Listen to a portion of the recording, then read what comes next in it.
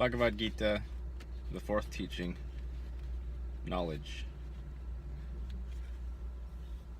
Lord Krishna, I taught this undying discipline to the shining sun, first of mortals, who taught it to Manu, the progenitor of man. Manu told it to the solar king, Ikshvaku. Royal sages knew this discipline, which the tradition handed down, but over the course of time it has decayed, Arjuna. This is the ancient discipline that I have taught to you today. You are my devotee and my friend, and this is the deepest mystery. Your birth followed the birth of the sun. How can I comprehend that you taught it in the beginning?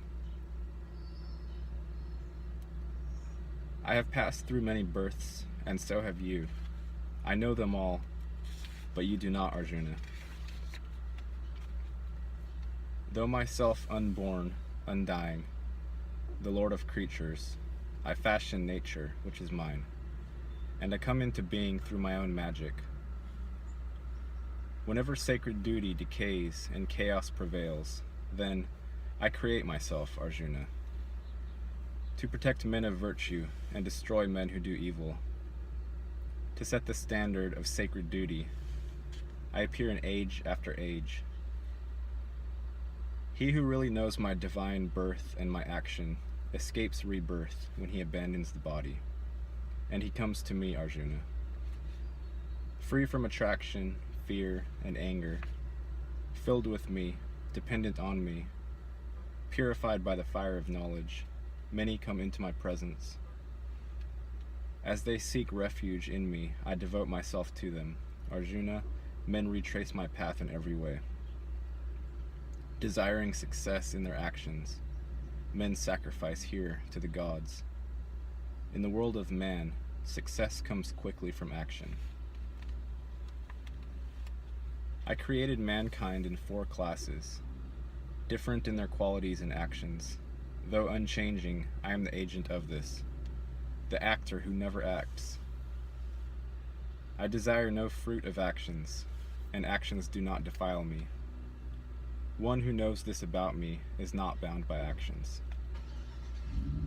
Knowing this, even ancient seekers of freedom performed action. Do as these seers did in ancient times. What is action? What is inaction? Even the poets were confused. What I shall teach you of action will free you from misfortune. One should understand action, understand wrong action, and understand inaction too. The way of action is obscure. A man who sees inaction in action and action in inaction has understanding among men, disciplined in all action he performs.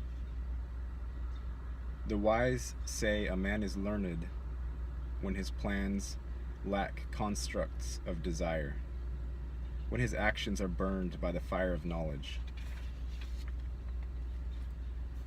Abandoning attachment to fruits of action, always content, independent, he does nothing at all, even when he engages in action.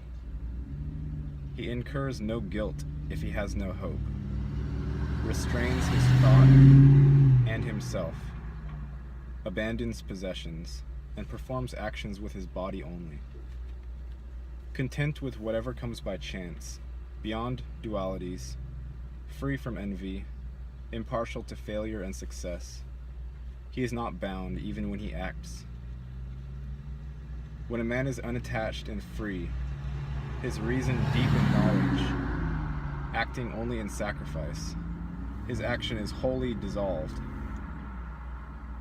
The infinite spirit is the offering, the oblation it pours into infinite fire, and the infinite spirit can be reached by contemplating its infinite action. Some men of discipline offer sacrifice only to the gods, others sacrifice with oblation in the fire of infinite spirit. Some offer senses, such as hearing, in the fires of restraint. Others offer sound and other objects in the fires of the senses. Others offer all actions of the senses and all actions of breath in the fire of discipline kindled by knowledge, the mastery of one's self. Ascetics who keep strict vows sacrifice with material objects through penance, discipline, study of sacred lore, and knowledge. Others sacrifice by suspending the cycle of vital breath, the flow of inhaling and exhaling, as they practice breath control.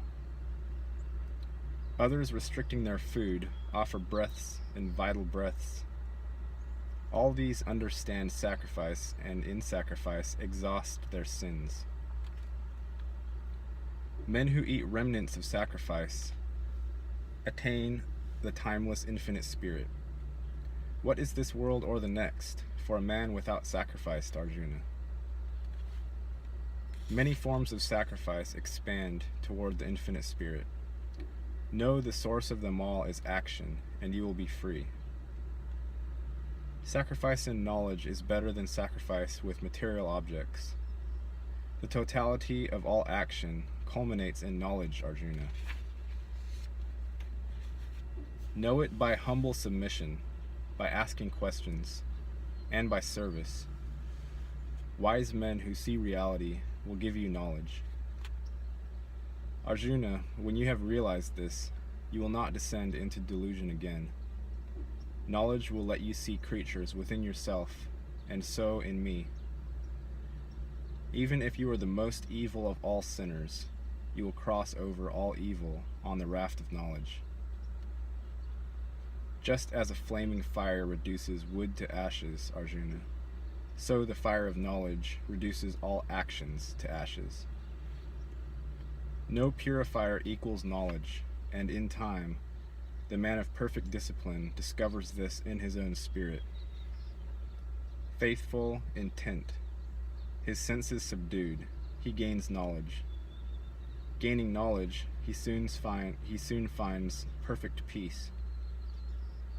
An ignorant man is lost, faithless, and filled with self-doubt. A soul that harbors doubt has no joy, not in this world or the next.